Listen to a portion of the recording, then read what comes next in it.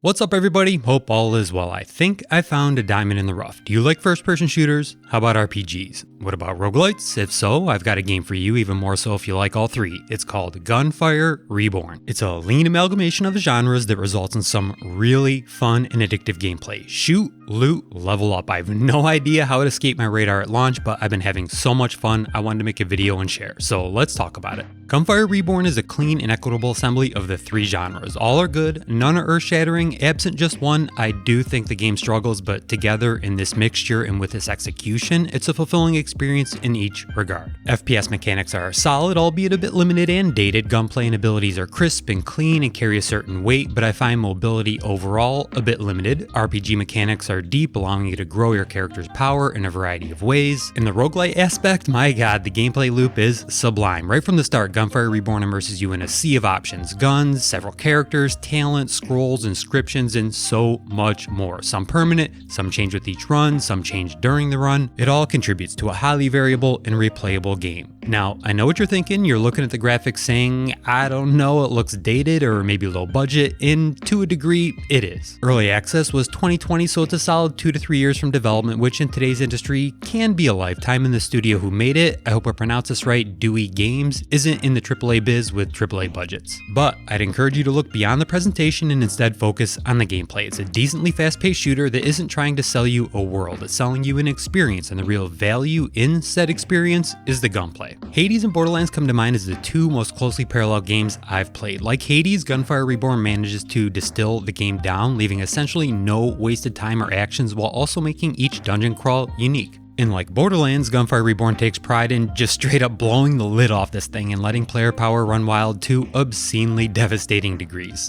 Now, to be clear, I'm not saying Gunfire Reborn is the next Hades or Borderlands or even in the same league. There's no story or tutorials. What is communicated can sometimes be lost in translation, the art design is average, and the enemy AI does feel dated. But I am saying that what Gunfire Reborn does, it does sufficiently well enough to justify its $15 to $20 price tag and then some, if I'm being honest. The gunplay is solid, hero power is highly customizable, and the sheer number of playstyles offered up make this a safe bet for anyone into the genre. And it's got co-op to boot.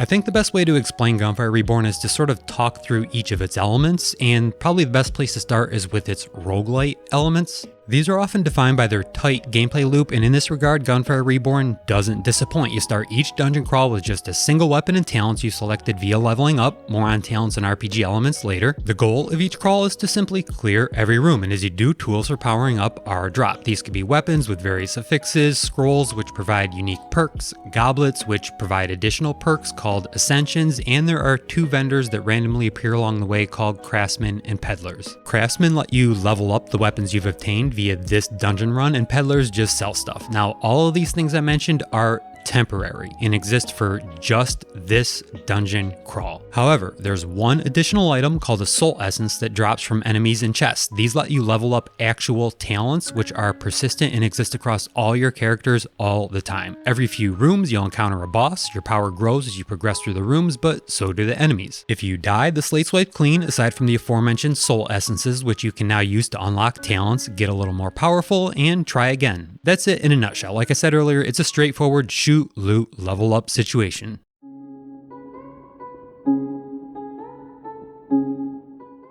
The biggest compliment I can pay to Gunfire Reborn's FPS mechanics is that they feel dated in a good way, in the same way Valorant or CSGO does. There's a certain methodical, weighty feel to it, where accuracy and consistency pays off. Adding to the methodical feel is a somewhat slow movement speed with just a dash on a relatively long cooldown. You can jump, but it's minimal and not really intended as a combat tool. All this combines to force the player into being strategic with their movements and positioning. You're able to carry 2 guns, of which there are about 50, and all these guns have randomly rolled perks of various quality levels. Ammo drops in the field and capacities range from scarce to infinite dependent on rolls and scrolls and ascensions you've obtained in this run. Again, more on those later. I never really found myself running out of ammo, but I do sometimes find myself holding back to conserve some ammo for the best gun should I expect a boss soon or something like that. Regardless, each character does have a third base weapon with infinite ammo that can be surprisingly good. One last thing about the gunplay, and it's a huge thing, but everything's projectile based. No hit scan as far as I can tell, though possibly the lasers, so you'll need to get comfortable learning to lead targets, which can be especially hard with headshots. Now, to balance out the somewhat precise nature of the guns, you also get grenades and an ability. These are character dependent and can be modified numerous ways based on, again, scrolls and ascensions and all that.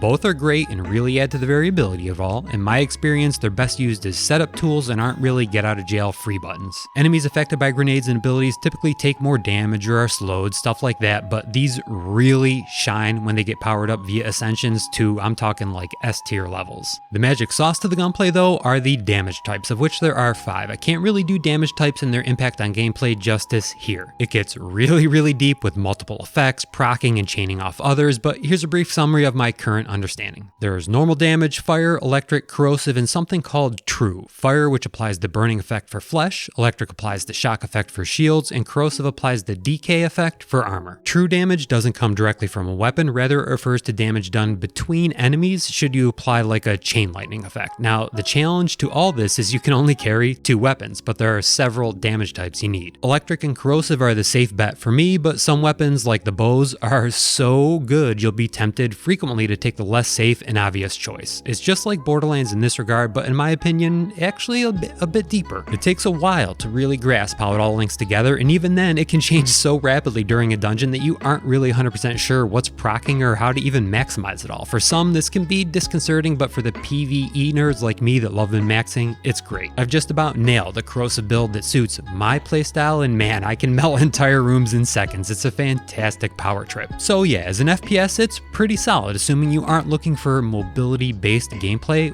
100% exceeds my expectations of a $20 game, honest. The only area I'd like to see done better is the enemy AI. They have 3 basic actions: charge, attack, or strafe, and while this is, fine, I did find it somewhat easy to game the system.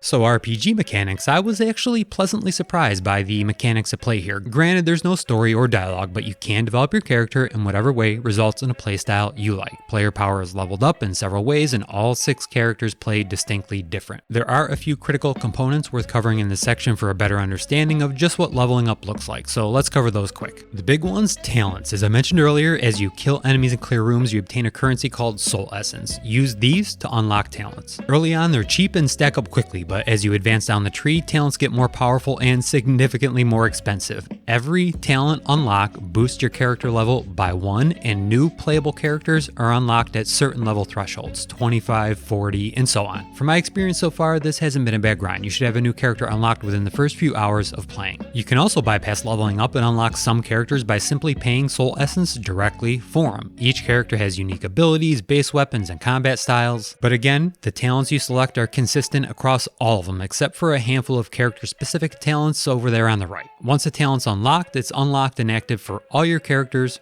permanently. Now, while talents are permanent, scrolls and ascensions are not. They exist for just the dungeon crawl in which you found them. There's about 150 unique scrolls that do all sorts of things like boost elemental damage or give you ammo. Some even come with trade-offs like it'll boost headshot damage but reduce all other damage, so it's important to be cognizant of what type of weapons and build you're running currently, because some scrolls might turn an average weapon into god tier or render it junk. Now, ascensions are more powerful buffs, and here's how they work. At the end of each room is a goblet chest. The goblet inside unlocks one of 18 buffs called ascensions. Each distinct character has 18 distinct ascensions or buffs to choose from, and each ascension has 3 levels of power that can be leveled up. So once you identify certain builds for certain characters that you enjoy, like my favorite corrosive one, you can pile up ascensions that boost corrosive damage and its effects and synergies with other weapons and abilities. And ascensions are varied, some offensive and some defensive, but all very powerful, and planning them well is critical to clearing the dungeon. And last but definitely not least, weapon affixes can be both devastatingly good and bad. There are varying powerful levels, but often result in wholesale changes to how it's used, and the quantity of possible affixed combinations is Borderlands level ridiculous. Weapons, talents, ascensions, and scrolls combine to provide player agency as well as make each playthrough unique. Add to that, each character is different, and you start to see how much is being offered to the player in pursuit of their ideal gameplay experience.